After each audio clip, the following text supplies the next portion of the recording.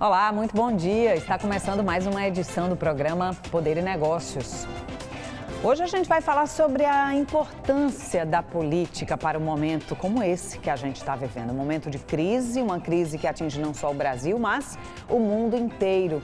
E como a política pode e deve fazer bem para a maior parte da sociedade. Eu vou conversar aqui com o empresário Armando Monteiro Neto, que acaba de mudar de partido, filiando-se ao PSDB. Muito bom dia, doutor Armando. Obrigada por estar aqui com a gente. Esse ano começou de uma forma diferente para o senhor, né? O senhor deixou o PTB, um partido onde o senhor estava já há muitos anos, e agora acaba de se filiar ao PSDB. Eu preciso começar nosso papo, então, perguntando por que a mudança. Bom, muito bom dia, muito obrigado por essa oportunidade. Olha, diz que quando o ano começa a gente se renova, né? Mas ou pelo menos a gente tenta, do ano passado para cá está difícil, a né? A gente tenta em meio a essa conjuntura que é tão difícil. A gente até para falar da coisa de política partidária diante dessa crise sanitária que a gente está vivendo, mas o fato é o seguinte, como você disse, eu estive durante 17 anos no PTB, ingressamos com um grupo de deputados federais à época. O que nos movia era tentar construir uma espécie de uma nova força, um novo caminho. A minha experiência foi boa, construímos um partido aqui de certa representatividade, um partido que chegou a ter 4 deputados federais, 7 deputados estaduais, um grande contingente de prefeitos, de lideranças, um senador da República, que fui eu que exerci durante 8 anos. Com uma votação expressiva, inclusive. Tivemos durante 2 eleições liderando as chapas das oposições no Estado. Eu disputei 2 vezes o governo. Então, eu acho que foi uma experiência interessante, mas nos últimos tempos, a liderança nacional do partido enveredou por um caminho extremado de radicalização. E eu sempre tive, pela minha formação, os meus valores na política não são esses valores extremados, radicais, né? A política é a arte do entendimento, não pode ser um instrumento de radicalização, de divisão, de polarização. Precisa dialogar. Né? Precisa de diálogo. E aí eu fui me sentindo desconfortável nesse processo e, ouvindo os nossos companheiros, resolvemos então sair do partido.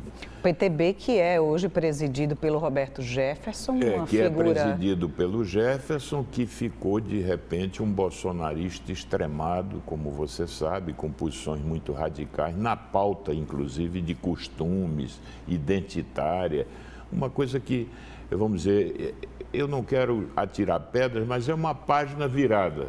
E aí eu fiquei durante 2 meses refletindo sobre o meu rumo partidário novo. E eu já fui do PSDB, foi a minha primeira filiação partidária.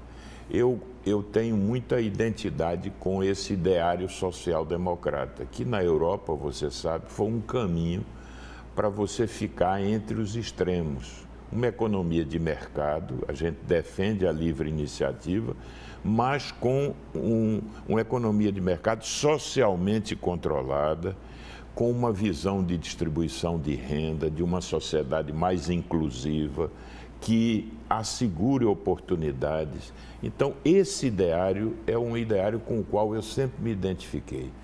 E sempre admirei algumas lideranças do PSDB, sempre desde a sua criação.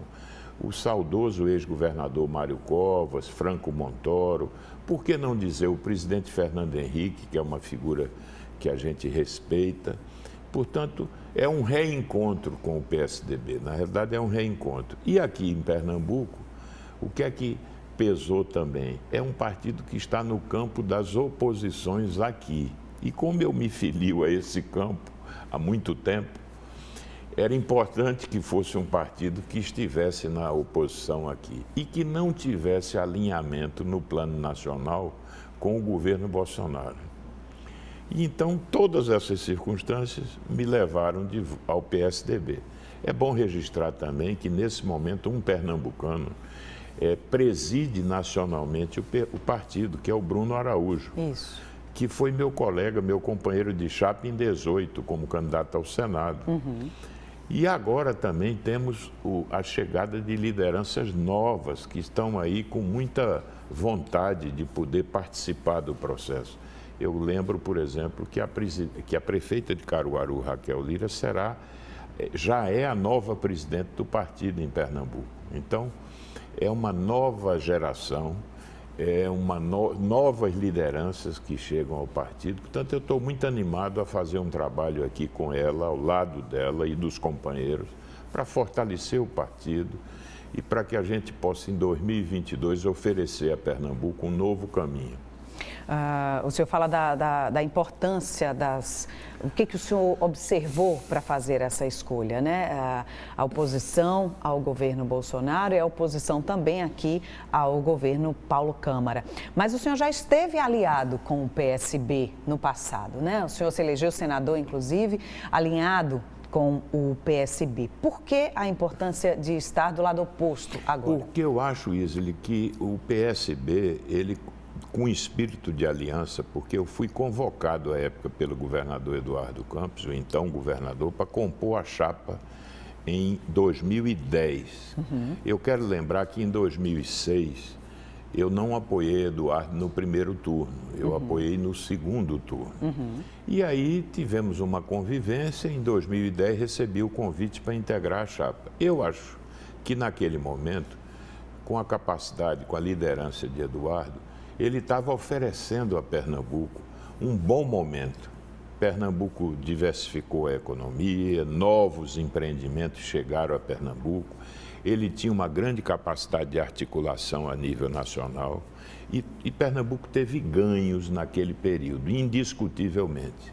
Só que esse projeto se prolongou, a meu ver, e agora já há, por assim dizer, uma fadiga. Eu acho que é um projeto que já não oferece futuro a Pernambuco. Por outro lado, com a morte de Eduardo, há um certo déficit de lideranças, porque você sabe que um processo desse precisa de liderança. Eu não quero com isso fazer nenhum juízo depreciativo, mas acho que Pernambuco hoje perdeu voz no cenário nacional. Já não se percebe a força, a presença de Pernambuco. Por outro lado, o Estado vive um período de relativa estagnação. Muitos projetos importantes ficaram no meio do caminho. Veja, por exemplo, obras que se arrastam, a Adutora do Agreste, a Transnordestina, que do lado de Pernambuco não andou.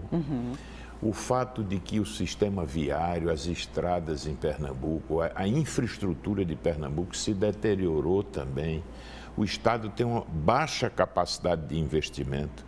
Para você ter uma ideia, em 2019, estados pequenos do Nordeste investiram mais do que Pernambuco. Então, eu acho que é importante buscar novos caminhos, porque Pernambuco sempre foi a pluralidade, a diversidade. Não se pode ter um único grupo político dominando por tanto tempo a vida política do Estado. Já vão ser 16 anos, né, sob o comando do PSB. Agora, a gente estava falando há pouco a respeito da importância do diálogo, e é algo que a gente não está vendo na política brasileira, ou seja, a impressão que se tem é de que o governo federal tem buscado dialogar com aqueles que concordam e não com aqueles que divergem. E a política, essencialmente, ela precisa dialogar com todos, porque na eleição você fala para aqueles que lhe elegem, mas no governo você precisa dialogar com todos. O que é que o senhor acha sobre essa falta de diálogo, por exemplo, do governo Bolsonaro com os governadores que têm tentado administrar essa crise que acontece nos estados, nos municípios, né, nas cidades? Pois, e você na abertura disse bem, qual é o papel da política em última instância? Né? A política não é a politicagem, a política não é só a visão político-partidária, a política não é apenas a eleição, a política é a arte da negociação e do entendimento. E muita gente acha que isso não deve ser feito. Que não deve ser feito. Então, eu gostei muito de uma frase que eu vi recentemente que diz o seguinte: a democracia é um pacto para você poder concordar em discordar. Ou seja, admitir que há contradições, admitir que há outras visões, que você não pode ter o monopólio da compreensão das coisas. E é exatamente desse embate das ideias que se encontra um caminho através da arte da negociação, do diálogo. Eu acho que não se pode fazer política sem diálogo. Aliás, a política foi inventada para ser a negação da guerra. Ou você tinha a guerra ou a política.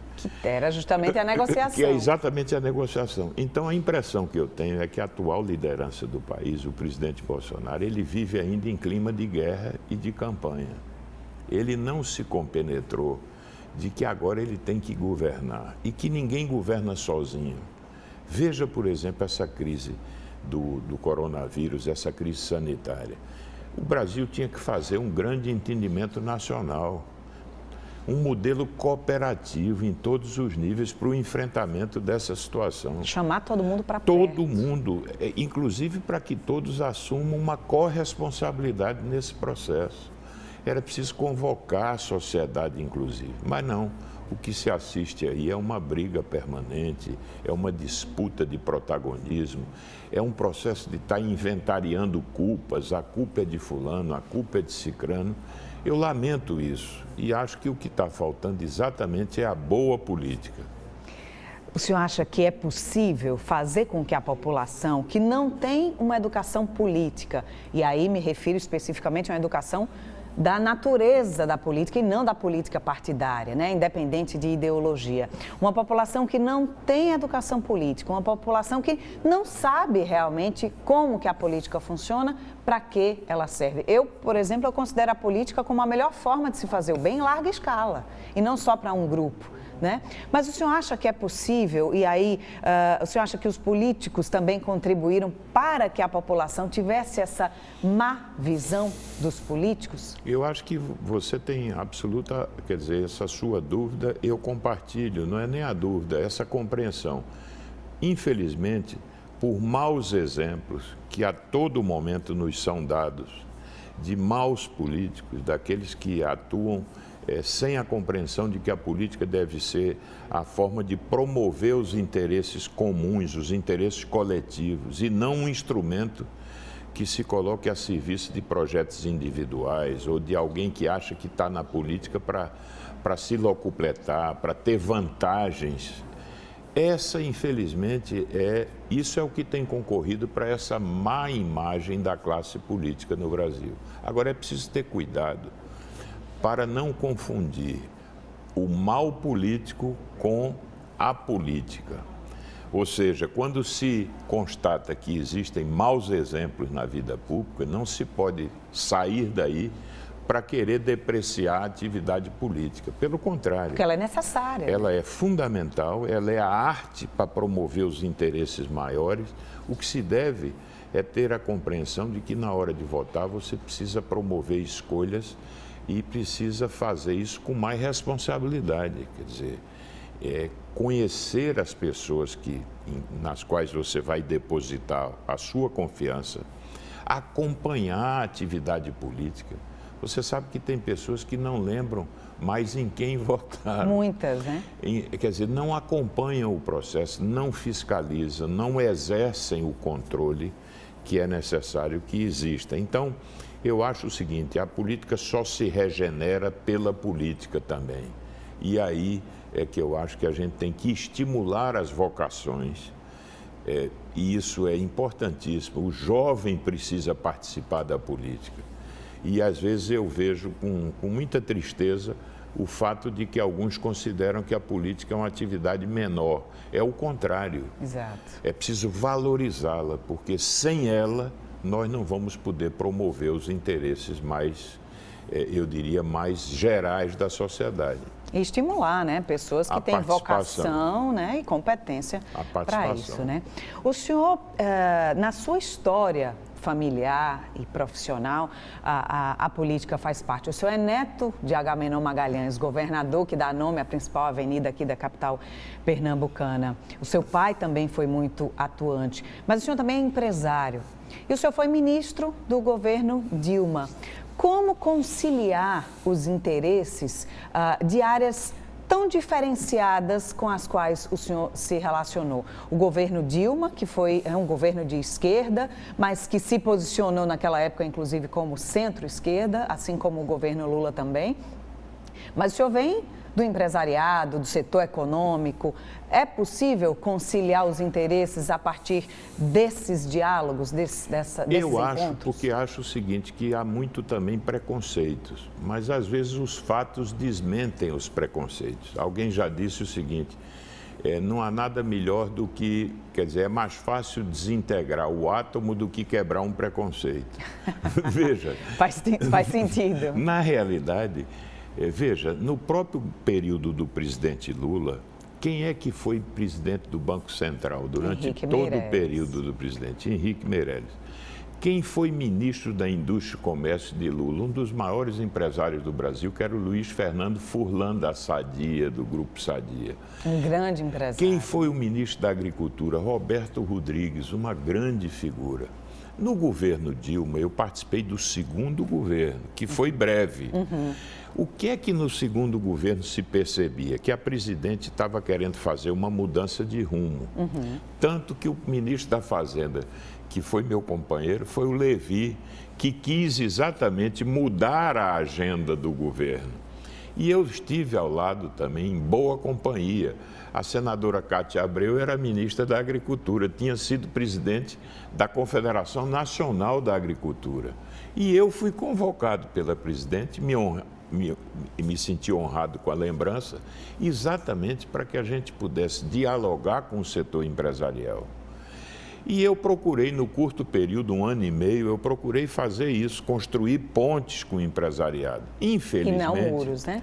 E não muros. Infelizmente, o governo foi tendo uma dinâmica, havia uma forte oposição já no Congresso, a base política da presidente foi se erodindo, ela foi perdendo popularidade, e aí se instalou já no Congresso, naquela época, a disputa política estava já num estágio. Até as matérias, as boas iniciativas do governo eram torpedeadas pela oposição. Por conta do clima que se instalou, O clima que se instalou. Então, infelizmente, não foi possível construir. Mas eu considero que o período em que exerci o Ministério foi um período rico de aprendizado. Eu me dediquei muito à agenda externa, fizemos acordos internacionais importantes. Restabelecemos um canal com o governo americano na época, fizemos um acordo de convergência regulatória. Pudemos fazer vários acordos na área automotiva na América do Sul. Fizemos acordos de investimento. Portanto, foi um período em que eu procurei, saindo um pouco da crise interna, construir, vamos dizer, oportunidades no plano externo. E acho que foi um período interessante. Lamentavelmente, veio o impeachment e posso lhe dizer o seguinte, que talvez o impeachment seja uma cicatriz na vida política de um país. Deixa sempre marcas. Sim. E fique certa de que, de alguma forma, esse quadro de radicalismo exacerbado tem um pouco de origem nesse processo. Muito difícil, né? Deixa um clima difícil para a população inteira, não só para a classe política, né? Vamos fazer o seguinte, a gente vai para um rápido intervalo e na volta a gente vai continuar esse papo aqui, mas pensando em 2022. Não sai daí que a gente volta já já.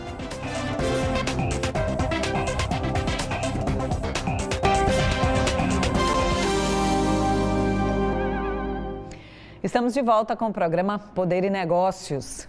Falando aqui sobre a essência da política, a importância da política para a vida em sociedade, especialmente num momento difícil como esse que estamos vivendo, da pandemia, em que é a política que decide como que a gente vai se cuidar, se preservar desse coronavírus, né, que a gente está enfrentando. Quem está aqui com a gente hoje é o ex-ministro, ex-deputado federal e ex-senador Armando Monteiro Neto, que atua também como empresário. Doutor Armando, falamos sobre a importância, né, da política, esse recomeço que o senhor está fazendo depois de 17 anos no PTB, agora no PSDB. E quais são os seus planos na nova casa? Olha, primeiro, Isli, eu acho que a gente precisa fortalecer os partidos. Os partidos precisam ter vida permanente e não serem meros acampamentos eleitorais, quer dizer, que só tem vida no momento pré-eleitoral. Eu acho que o PSDB tem uma tradição de debater temas de interesse da sociedade, tem uma certa inserção no ambiente acadêmico, no movimento social. Eu acho que o partido precisa ter uma maior presença na sociedade, debater os temas de interesse da sociedade. Tem muitos temas importantes que precisam ser discutidos pelo partido. É preciso formar os quadros do partido com uma certa compreensão de quais são os desafios do momento presente e futuro. Eu sempre tive um compromisso com essa agenda de reformas. Eu defendo há muitos anos a reforma tributária, você sabe. Trabalhei muito intensamente nessa pauta. Trabalho hoje numa outra dimensão como conselheiro da CNI. E eu queria ver muito o país avançar na agenda de reformas. Nesse sentido, o PSDB é uma boa trincheira, porque ao longo do tempo é um partido que sempre teve compromisso com essa agenda de reformas. Agora, nós temos que preparar o partido também para o processo eleitoral, Sim. evidentemente. Fortalecê-lo, trazer novos quadros para o partido. E mais do que isso, e aí eu acho que eu posso dar uma contribuição com a minha experiência, tentar criar no campo das oposições um ambiente de diálogo, para que a gente possa construir um mínimo de unidade no processo eleitoral que se avizinha. Veja o que aconteceu na eleição municipal do Recife.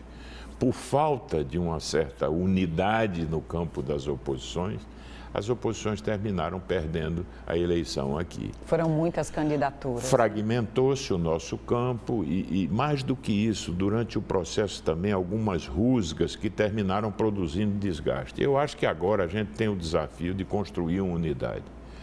Quadros nós temos. Há uma nova geração que está chegando. Eu poderia destacar aqui vários nomes novos. Então, eu acho que a gente tem condições de poder construir aqui um caminho com o fortalecimento do partido e com esse diálogo intenso com as outras forças de oposição no Estado. Eu acho também que temos uma outra questão, que é a construção hoje de um centro democrático, o fortalecimento do centro a nível nacional. Você está assistindo novamente um processo de polarização. Nós temos aí Bolsonaro de um lado, representando uma opção mais extremada, o retorno do presidente Lula, que é uma figura que eu tenho respeito, admitindo seus erros também. É um político que teve acertos e erros e que será julgado ainda pela história. Mas o fato é o seguinte, o Brasil precisaria construir um novo caminho. Eu acho que... É como se não houvessem opções. Como se não houvesse opções. Será que depois de todo esse tempo, com a experiência ruim que estamos vivenciando com o governo Bolsonaro, considerando que o PT e o presidente Lula já tiveram a sua oportunidade, não é hora da gente apostar no outro caminho? Eu acho que o Centro e o PSDB está inserido nesse campo, também tem o desafio de apresentar ao país um outro caminho, uma outra candidatura, uma outra liderança.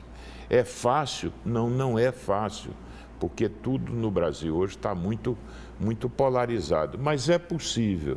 E eu gostaria de contribuir modestamente para que a gente pudesse encontrar esse novo caminho.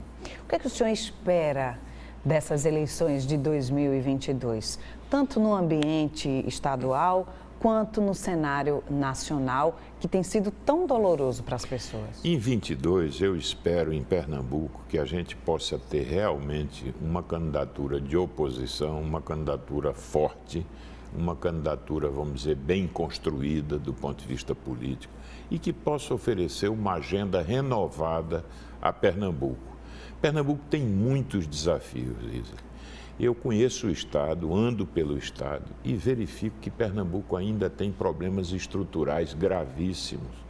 Veja, saneamento básico, por exemplo. Nós temos essa coisa do saneamento, uma cobertura modesta. E veja, por exemplo, a educação, que é um tema fundamental. No ensino fundamental, Pernambuco está muito atrasado. No ensino médio avançamos, mas no ensino fundamental, que como o próprio nome sugere, é a base, nós estamos muito atrasados. O desempenho de Pernambuco no IDEB, seja nos anos iniciais do ensino fundamental, seja nos anos finais, ainda é muito modesto. E, ao mesmo tempo, a gente verifica que em estados mais pobres do Nordeste estão avançando muito nesse campo. O Ceará, na área do ensino fundamental, fez uma evolução. O Piauí está tendo um desempenho no IDEB fantástico. Então, veja, o Pernambuco tem que renovar a agenda, Pernambuco tem que ter a capacidade de dar resposta aos velhos problemas e precisa se preparar e desenvolver competências novas para os novos desafios. No tempo da transformação digital, no tempo do algoritmo, das novas tecnologias, da nova indústria. Então, eu acho que Pernambuco precisa apostar numa agenda renovada e é preciso que tenhamos lideranças à altura desses desafios. Esperamos que sim. Tomara. Doutor Armando, muito obrigada por estar aqui com a gente, por podermos lhe ouvir e saber das suas perspectivas para os próximos anos, né? Não só para 2022, mas para o seu futuro. Obrigada. Eu é que agradeço a você, foi um prazer. Muito obrigado. Um bom dia e um bom domingo. Bom dia. A gente vai ficando por aqui. Obrigada pela sua companhia e mais um domingo aqui no Poder e Negócios. Espero que você tenha um ótimo dia. A gente volta a se encontrar domingo que vem, sempre às 10 horas da manhã. Obrigada e até lá.